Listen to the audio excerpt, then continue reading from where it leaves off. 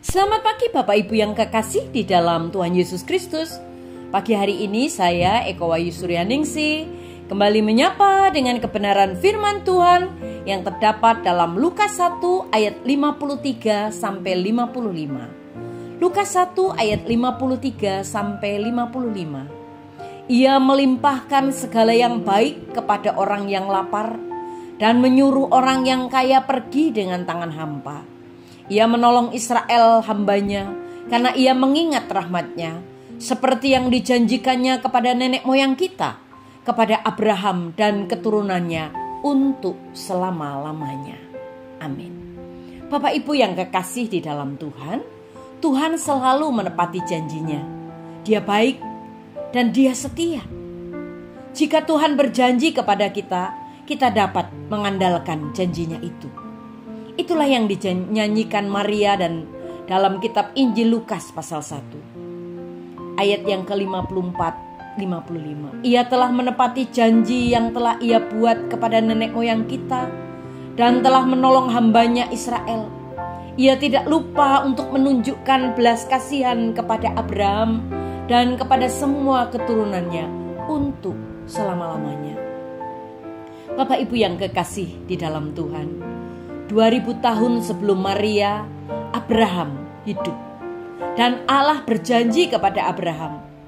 Allah berjanji akan memberkati keluarga Abraham dengan mengutus juru selamat melalui garis keturunannya. Maria tahu janji yang telah Allah buat kepada Abraham. Dan dia juga tahu Allah pasti akan menepati janjinya melalui bayi yang akan dia miliki. Kisah Maria dimulai ribuan tahun sebelum dia lahir. Ada janji yang Allah buat kepada Abraham. Dan ada nubuat dalam kitab Yesaya. Dalam Yesaya pasal 7 ayat 14 dikatakan, sebab itu Tuhan sendirilah yang akan memberikan kepadamu suatu pertanda.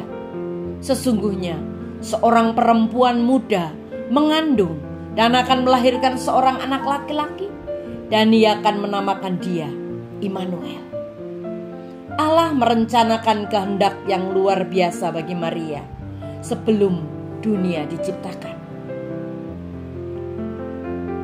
Maria menerima kehendak itu dan Allah menepati janjinya.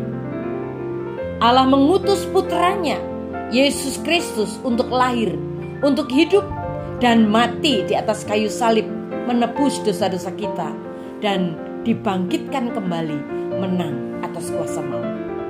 Allah juga memiliki kehendak yang direncanakan untuk kita.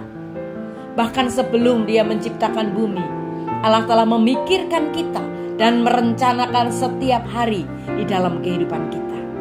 Sekarang kita memiliki pilihan untuk menerima atau tidak apa yang telah Tuhan rencanakan untuk kita. Apakah kita siap menerima kehendak Tuhan untuk hidup kita? Jika demikian, saya mengatakan kepada kita semua, mari kita berdoa, menyerahkan diri kita kepada Tuhan. Kita serahkan hidup kita, kita berikan kerendahan hati kepadanya dan menerima rancangannya yang besar. Mari kita berdoa. Tuhan Yesus, hari ini aku berserah dengan rendah hati kepada rencanamu untuk hidupku. Aku menyadari bahwa Engkau menciptakan aku untuk tujuan yang mulia. Tidak seorang pun lebih peduli dengan hidupku daripada Engkau. Dan Engkau mengikuti dan semua rencana-rencana yang luar biasa Tuhan rancangkan dalam hidupku. Berkati hidupku Tuhan, supaya aku dapat hidup mengikuti rencana-Mu. Dalam nama Tuhan Yesus, aku sudah berdoa. Haleluya. Amin.